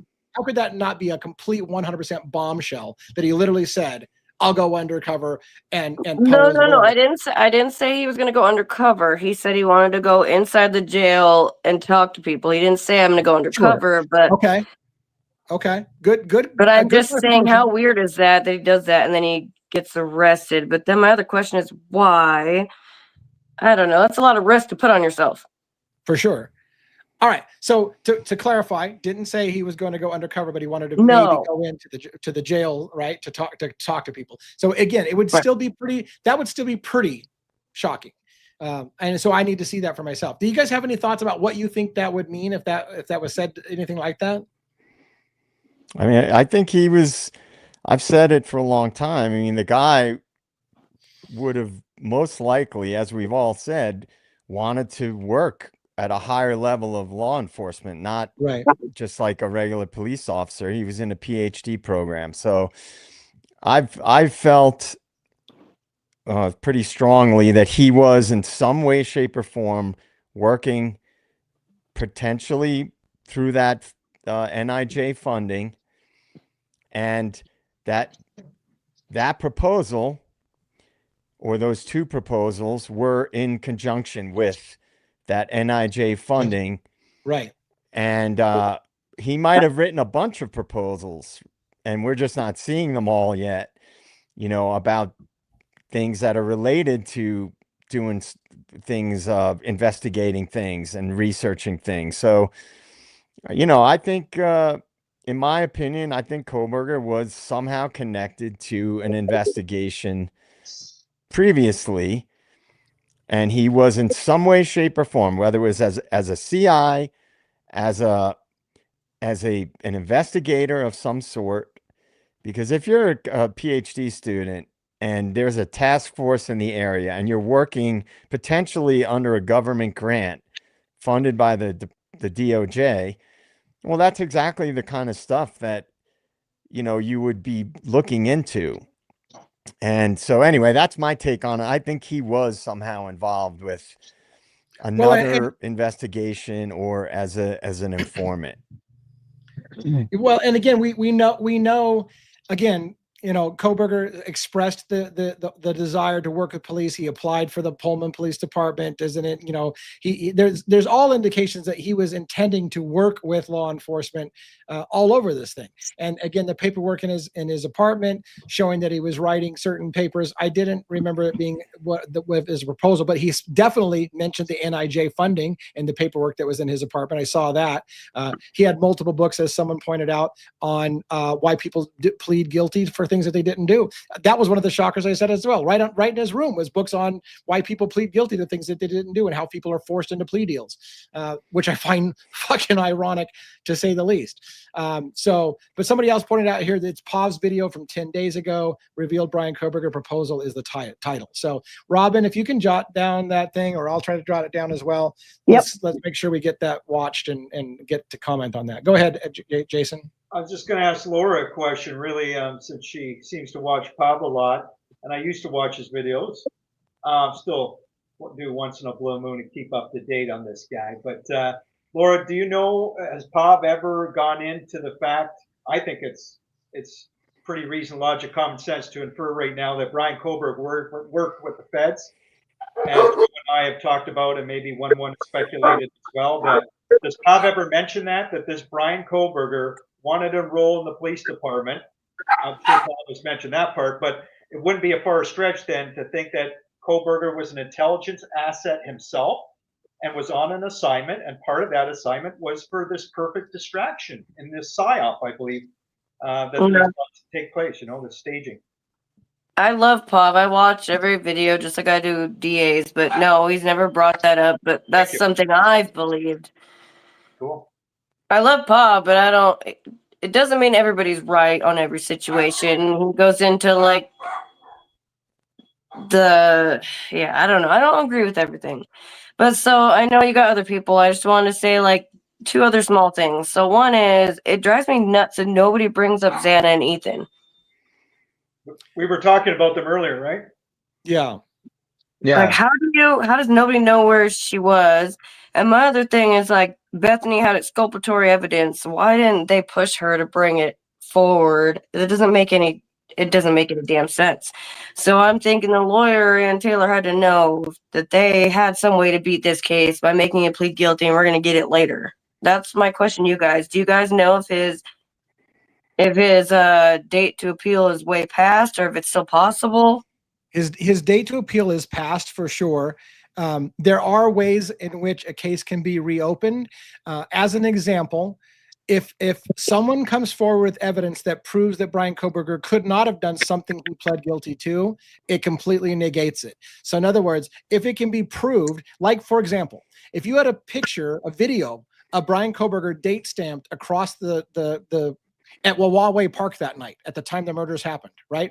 That would completely vacate the plea deal because he could not have been in two places at one time, and it would completely vacate it. And that is an example. Something has to come forward that makes it impossible for him to have done the thing that he pled guilty to. So that's one way to do it.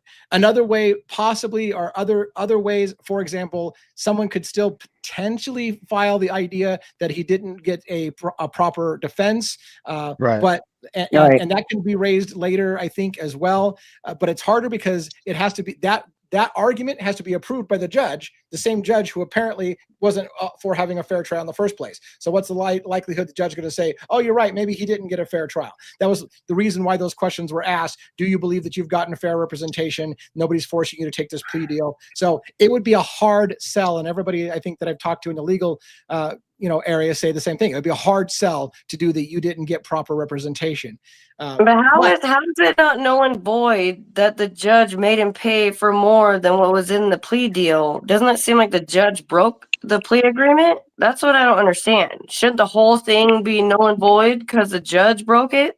No, I don't think so. I think if you're talking about the price of like the restitution to the families, and stuff. Yeah, to the earns and stuff like that. Yeah, that was.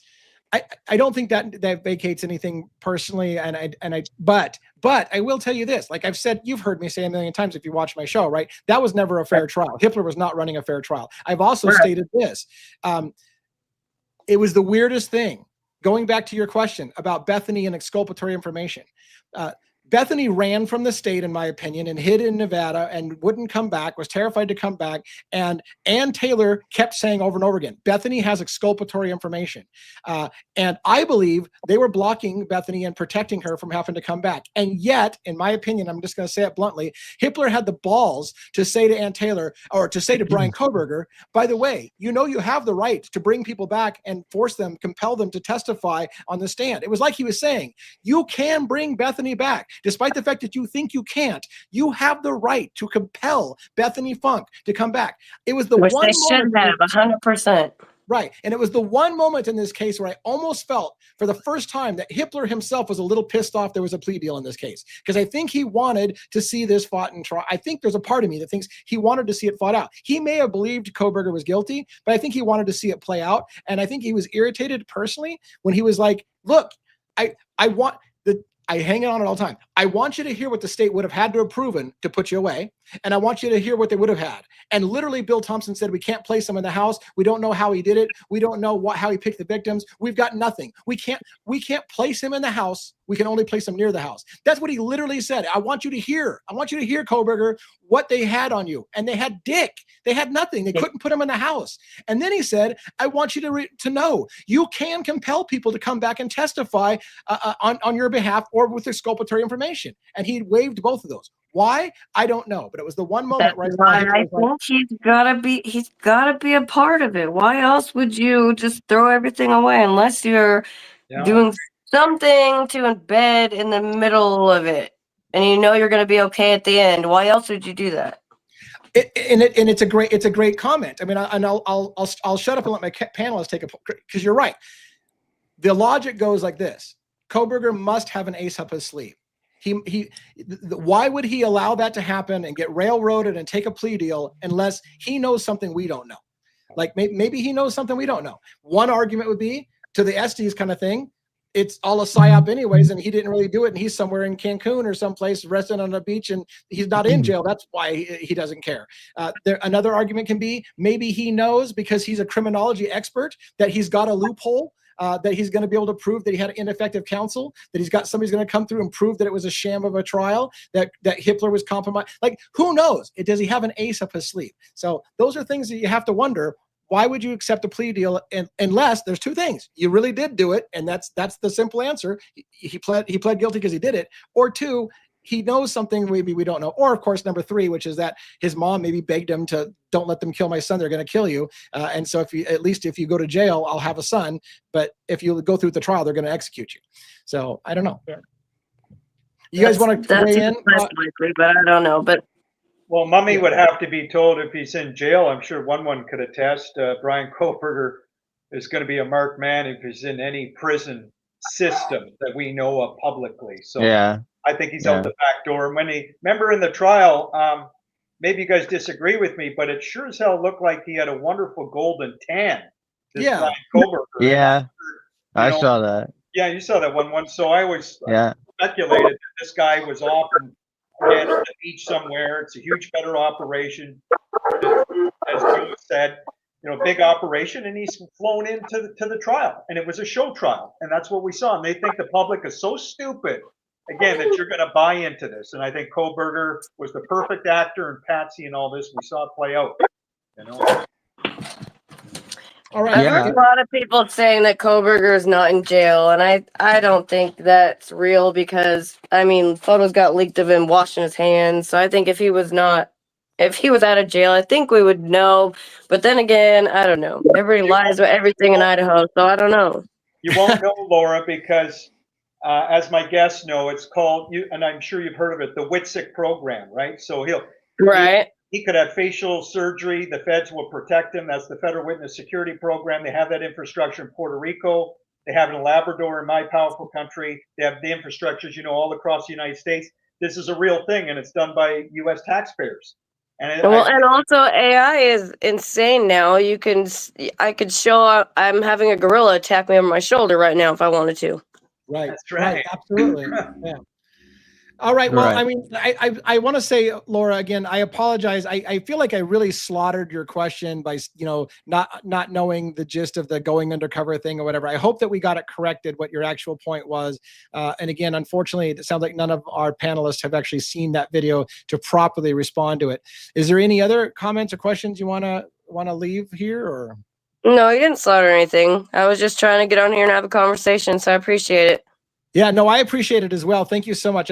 Feels like I've been chewing off my left arm to get people to come up and join the stage with us and ask questions and interact. So I'm so glad that you took the opportunity to do so. And again, you're welcome to come back again anytime. So thank you so much for joining us. And if you don't have anything else, I'll let you go and we'll continue on with the show. I'm always up for a conversation. You can invite me anytime. But have a good night, guys. Thank you. Thank you. Thanks, Laura. Thank you. So yeah, with this case, it's just, it's funny because there's so many different, again, what I want to say is with every single theory, there's problems with that theory. That's the thing. Nobody's got if SD says it's an extraction removal operation, I can give him a half a dozen reasons why I think that doesn't make sense. If you want to say that they were shot and whatever, then I can give a half a dozen reasons why that doesn't make sense. If you want to say they were killed outside the house, I can give you a half a dozen reasons. Every single thing has a possibility, but then you have counters, and including Brian Koberger pled guilty because he actually is guilty. I can give you lots of problems with that as well. So, this case is one of the most nutbaggish cases I've ever seen, and it just seems like it's never ending. You'd think, I thought this case was over when he pled guilty. I'm like, well, I guess it's over, but here we are coming up with more theories and more shit that may be going on with the lawsuits that are coming against the university and stuff like that. You wonder if that's going to break anything new. So, hold on to your hats, as Pav says, because Hey, DA, I'll be right back, guys. All right. Yeah. 1 sec.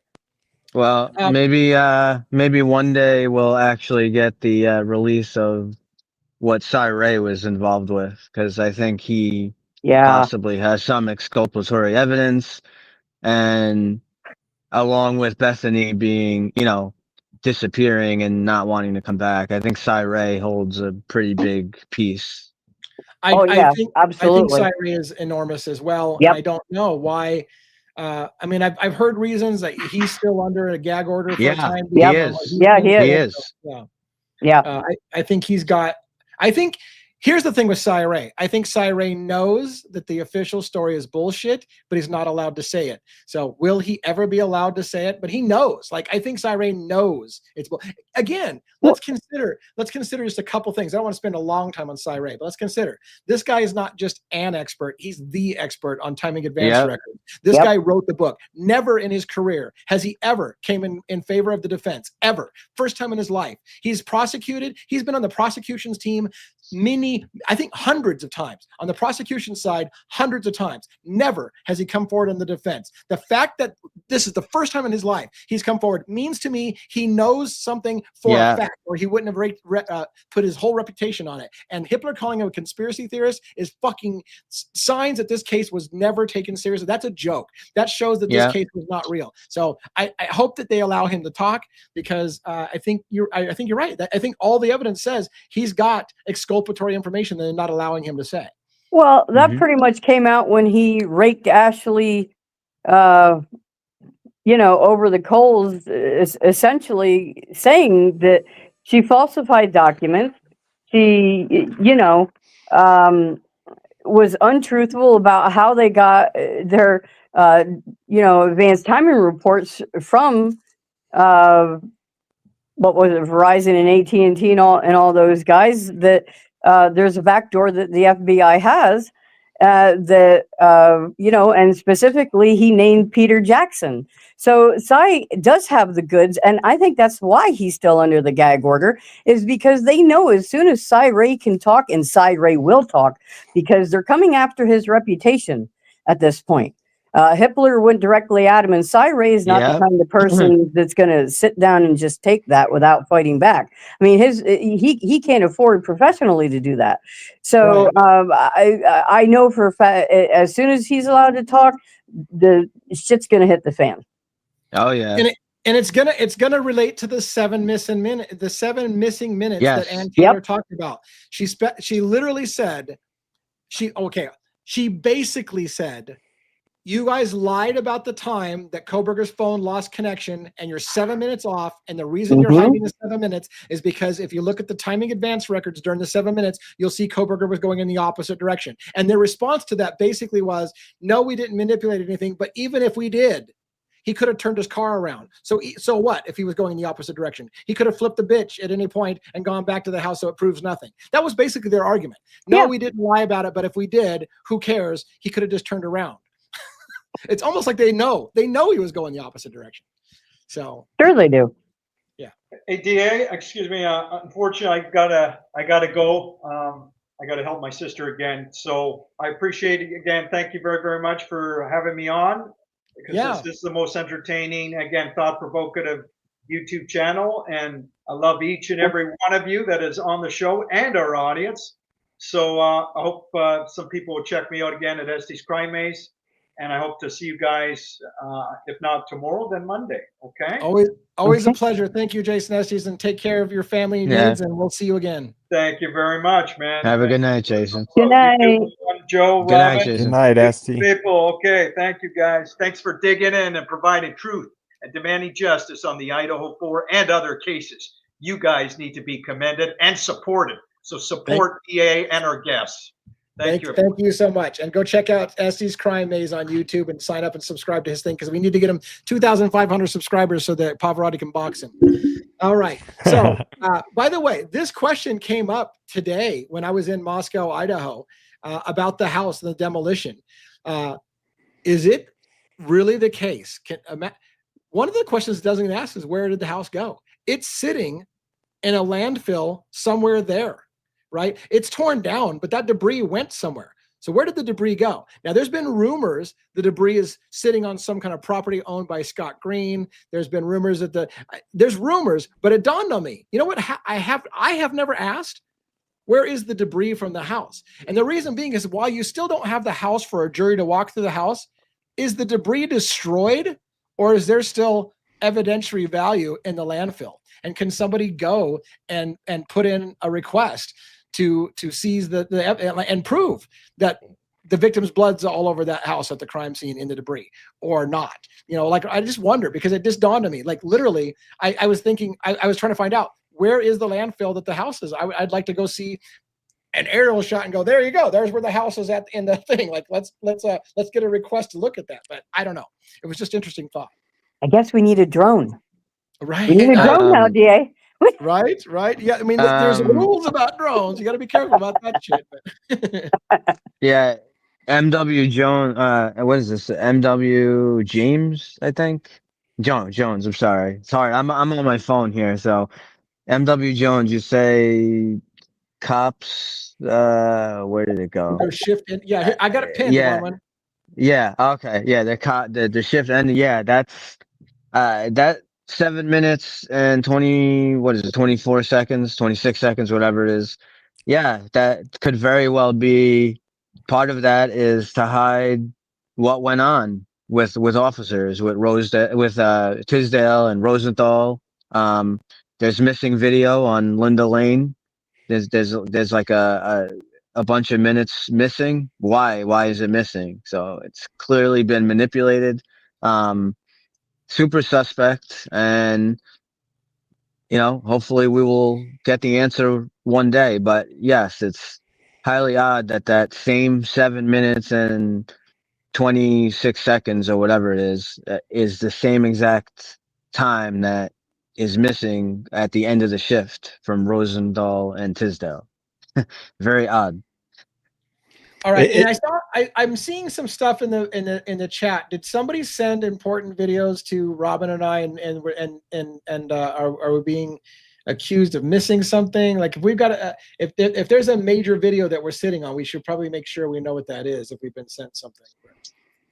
I just saw a few other people say that Christy G said it, and a couple others, I believe, said it, that they said what you were saying, that it's on Green's property or property that he owns.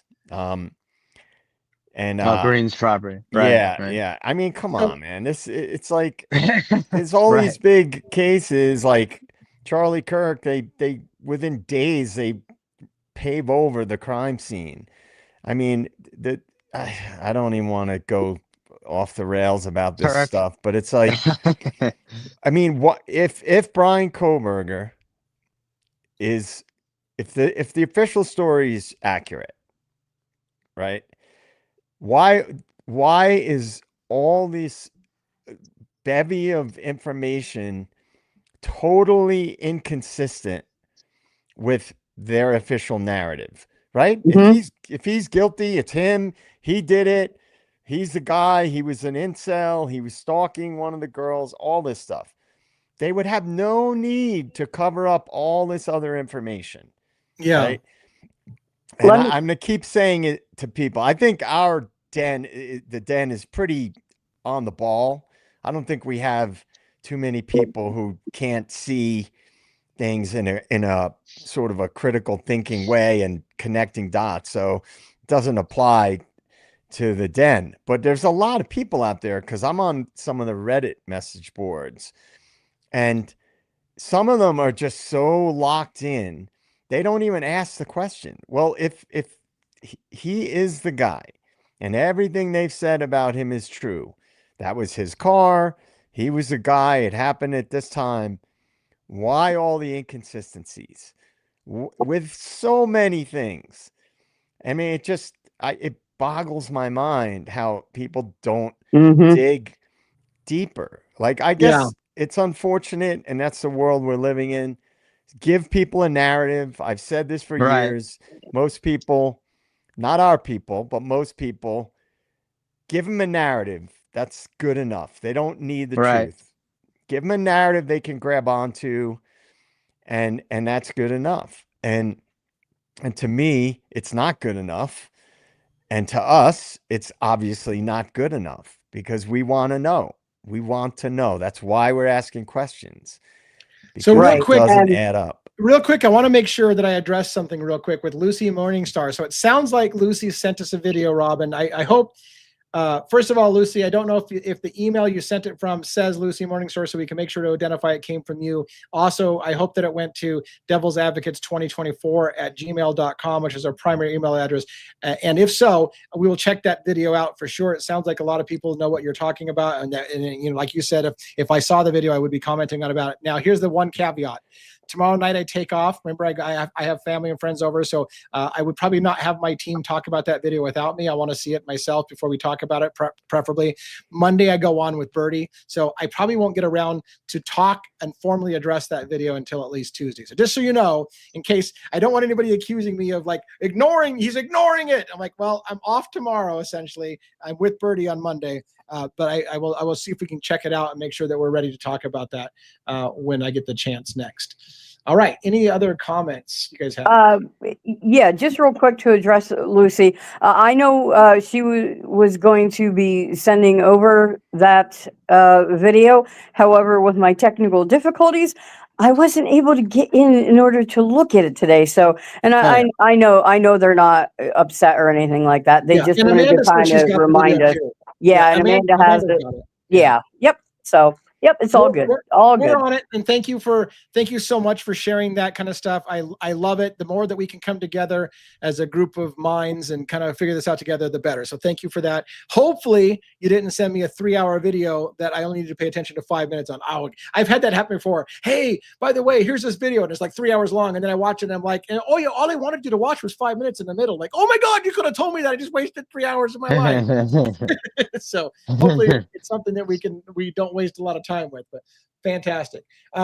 Any other comment? I think we should kind of wrap up. I like to keep this no longer than 2 hours when I do these things, because I'm exhausted. I've been running around all over Moscow and Pullman and other places. Like I went to Genesee today. I went to Julietta. I went to Potlatch.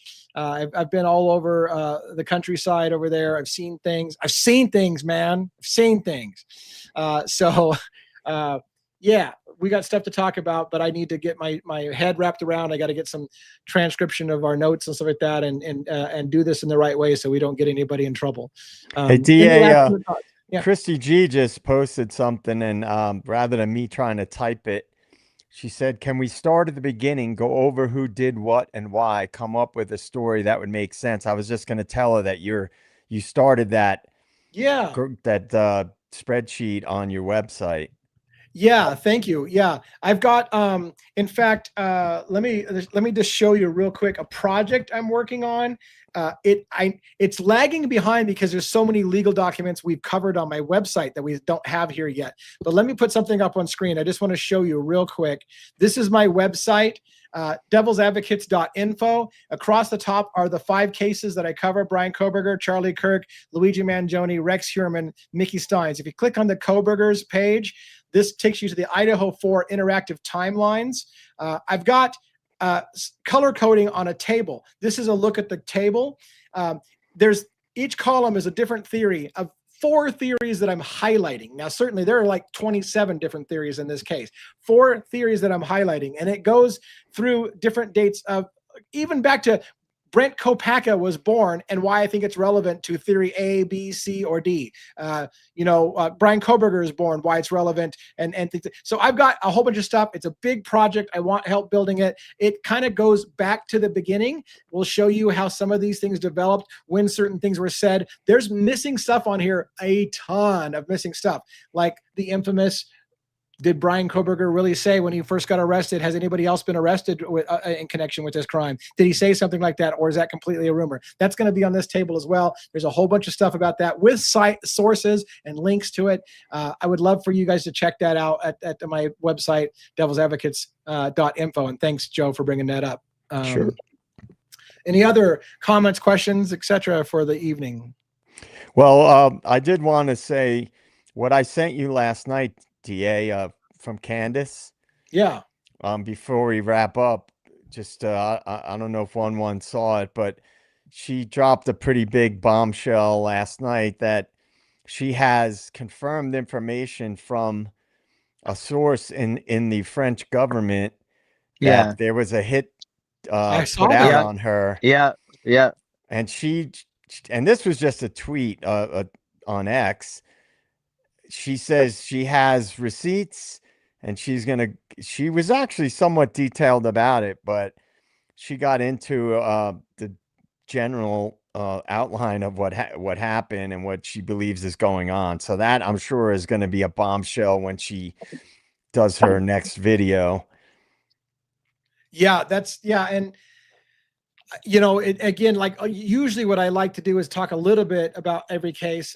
So, and by the way, Hull, thank you for catching your first live. I'm glad that you loved it. I feel like we're getting better and better at this format and this panel format. And the callers today were fantastic to bring up questions. Yeah. But anyways, Yeah. I'd like to cover a little bit of all the cases, but tonight kind of turned into a Idaho 4 only kind of show. But yeah, the Charlie Kirk situation, there is big news. I mean, having Candace Owens tell you that she's been informed that there's a hit out on her life is a major thing. You know, just it wasn't too long ago that Candace Owens told you Donald Trump called her personally and threatened her to keep her mouth shut about things. Is that like she's saying shit that you're like, you're either about to get yourself killed or this is all full of shit. Like I'm not even sure because she's saying stuff that would get people killed, you would think. So we'll see how that plays out. Tucker Carlson, I think, was listed as a person that they basically were saying they're going to put a hit out on. Like, how much of it's true? If is there any theater? But 100%, we need to be talking about it because it's a case we're following. So I'd love to get your guys' panel thoughts on those as we have time to talk about it. Again, tomorrow night I'm going to be taking off, play some cards, and relax. I've been go. So we're and we got a video to watch. It looks like on the Idaho 4, but I'm keeping up on the other cases. I think that's it for tonight, unless you guys have some burning thing you want to say on the way out. Robin, anything? No, just thanks for everyone coming out, and make sure you like the video, subscribe to the channel. If you're interested in seeing all the amazing behind the scenes stuff, that it's $2.99 a month. It's well worth those few bucks in order to see it. So again, just thanks to everyone for coming out tonight. Thank you. Joe, do you have any last minute thoughts? I'm going to be hitting it hard all day tomorrow, working on stuff for my channel. And I hope I can get that launched ASAP.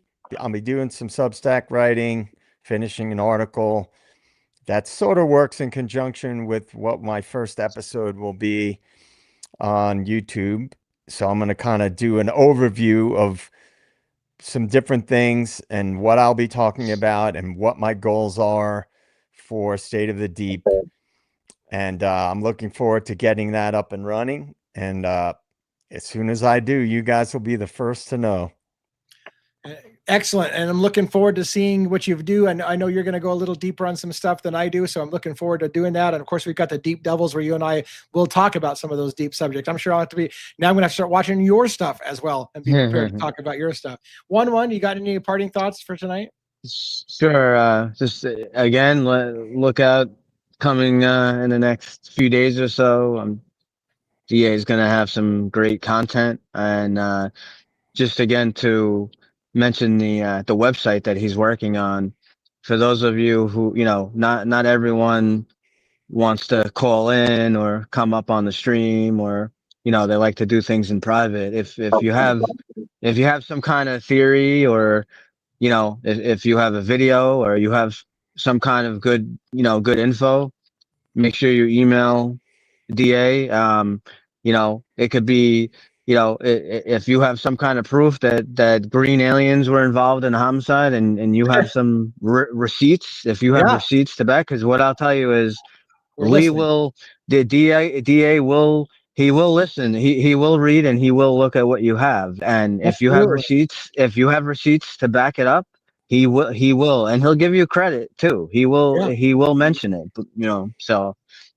Yeah, thank you. Thank you so much for that. And thank you lastly to our special guest that came on tonight, the Maven, Laura. Thank you so much for making the show better. I love that you guys took the risk to come on camera and talk, and it's nerve-wracking sometimes if you're not familiar with that to come up on stage.